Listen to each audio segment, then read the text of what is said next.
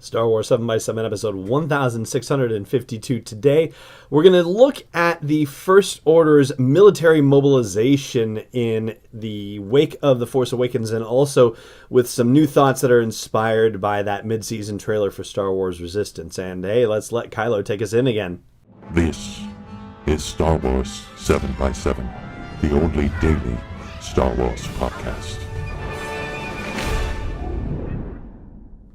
Hey Rebel Rouser, I'm Alan Voivod, and this is Star Wars 7x7.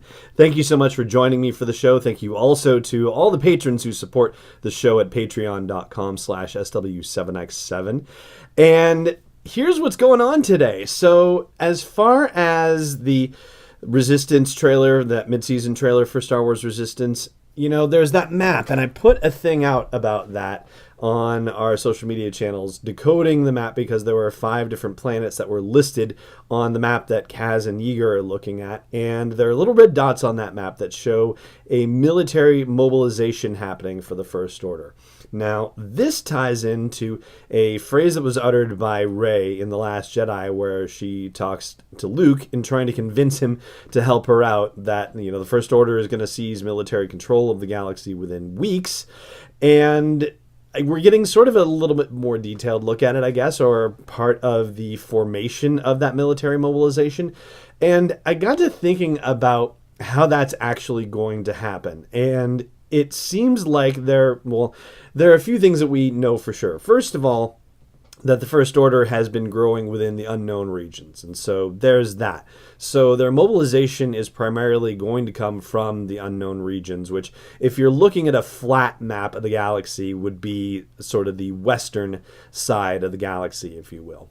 But in addition to that, what we know from Star Wars Bloodline, for example, the novel by Claudia Gray, and also in Before the Awakening as well, that was the series of novellas from Greg Rucka, there are planets that are sympathetic to the First Order that are operating in various places in the galaxy, but it's probably more likely to see that support deeper in the center of the galaxy. In other words, the inner rim and the core worlds. And the reason why that's the case is because when the Galactic Concordance was signed in 5 ABY, that was part of the deal, that the Imperial Remnant, or what was left of it, would restrict themselves to the core and the inner rim worlds, and that was it. And they would have to demilitarize and all this other stuff.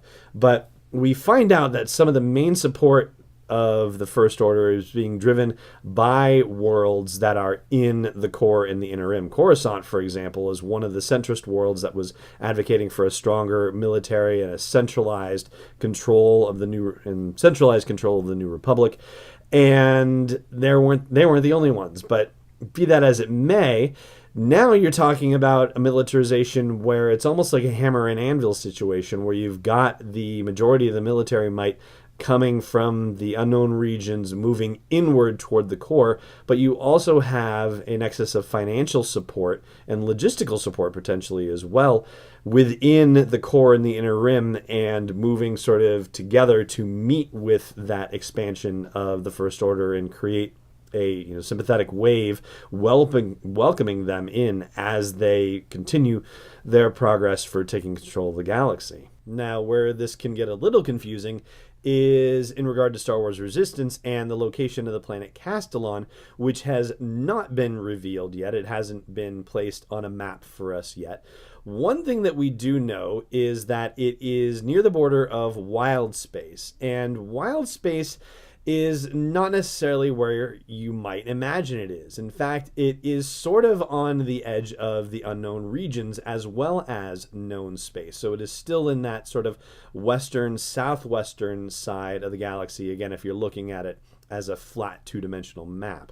And the reason why we can intuit this, general placement is because they said it's near the edge of Wild Space, and there have been references to Wild Space here and there in the canon. But additionally, when I did an interview with Jason Fry, the novelist and also writer for things like the Star Wars Visual Dictionary, for example, or various Star Wars visual dictionaries, or essential atlases, one of the things that he mentioned in the interview was that even with the rebooting of the canon, the information architecture of Star Wars canon was still intact, basically. So all of that kind of information, which includes basically maps of the galaxy, that is useful and still relevant information despite the fact that the canon has been rebooted.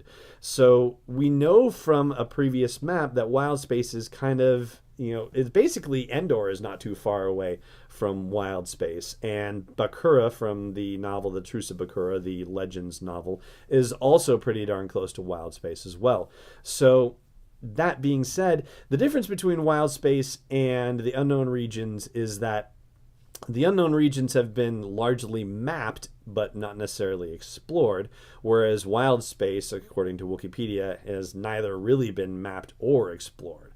So it's entirely possible that the First Order is active both in Wild Space and the Unknown Regions, and that Wild Space is kind of almost a subset of the Unknown Regions in its way, and so that is why we're seeing them involved with the Colossus and Castellan, because it's just not too far away from their zone of influence. And with Wild Space being both largely unexplored and unmapped, well, that's a prime place for the First Order to be fostering all of their evolution and war building and all that stuff. And actually, as I look a little bit more carefully at the map from the Essential Atlas, which incidentally was co-written by Jason Fry, I see that Wild Space actually is also marked on sort of the upper northwest quadrant of the galactic map as well. And so it's kind of a lead-in to the Unknown Regions in some sense, unless you're heading directly west from the core.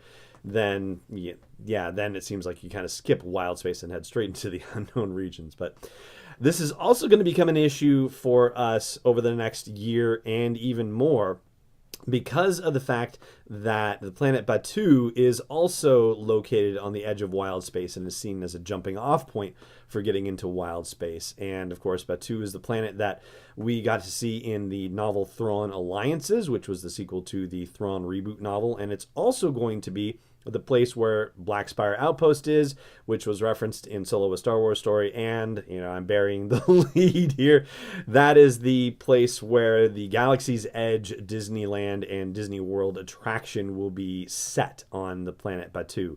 So, we're about to start digging into these mysterious Unknown Regions and Wild Space a lot more in the canon over the next few years. And that's almost everything I have to share with you about this First Order military mobilization, and we'll talk about the rest of it here in just a moment. But first, I do want to just remind you, if you're not subscribing, hey, please subscribe, and thank you if you already are.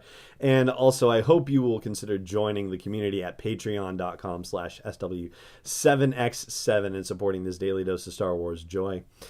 And as far as the mobilization goes, so we're seeing the mobilization at least partially depicted via this map in Star Wars Resistance, and we're hearing about it from Rey in The Last Jedi. But what will we actually see in Episode 9? That's really the case. If it is, in fact, taking place at least a year after the events of The Last Jedi, well, then the mobilization should be more or less complete by that point, especially if Rey is claiming that the mobilization will be complete in a matter of weeks in The Last Jedi. So, that being the case, it's gotta be a, full-scale lockdown by the First Order. And so then the question becomes, how much support has the Resistance been able to drum up? We get a glimpse of their efforts based on what happened with the story arc that we covered in the Poe Dameron comics, the one that ended that run of the Poe Dameron comic series. So it's possibly going to be as ragtag as you can imagine it, even more so than it was with the actual rebellion, if it is happening that close to the events of The Last Jedi. It could certainly be a more organized force if it is a farther out situation, if we're talking 5 or 10 years, but it's going to be rather epic and crazy, and possibly in line with some comments that Oscar Isaac made about the sort of guerrilla fighting nature of the Resistance in Episode 9 and how, they're really scrappy and down to the bone and whatnot. I'm paraphrasing his remarks in that regard, but Anyway, that right there is pretty much going to do it for our talk about the First Order's military mobilization in the sequel movie era. And that is going to do it for our episode as well. Thank you so much for joining me, as always. And may the Force be with you, wherever in the world you may be. This podcast is not endorsed or sponsored yet by Lucasfilm Limited, Disney, or 20th Century Fox. It is intended for entertainment and information purposes only. Star Wars, the Star Wars logo, all names and pictures of Star Wars characters, vehicles, and any other related Star Wars items are registered trademarks and/or copyrights of Lucasfilm Limited or their respective trademark and copyright holders. May the Force be with them. All original content is copyright 2019 by Star Wars 7x7. We hope you love it.